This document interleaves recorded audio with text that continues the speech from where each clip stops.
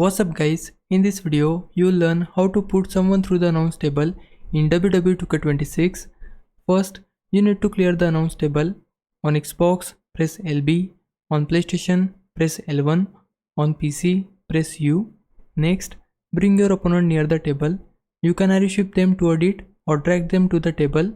To drag your opponent, grab them first, then press LB on Xbox, L1 on PlayStation or U on PC.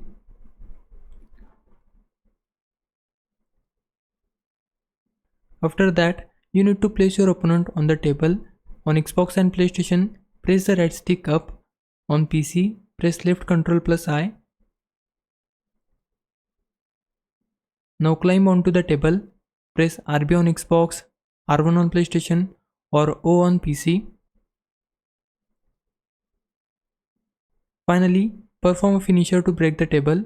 Press RT+A on Xbox, R2 cross on PlayStation or space +K on PC. That's how you put your opponent through the announce table in WWE 2K26. Hope this helps. If it did, please like this video and subscribe my channel. For now, thanks for watching. Bye bye.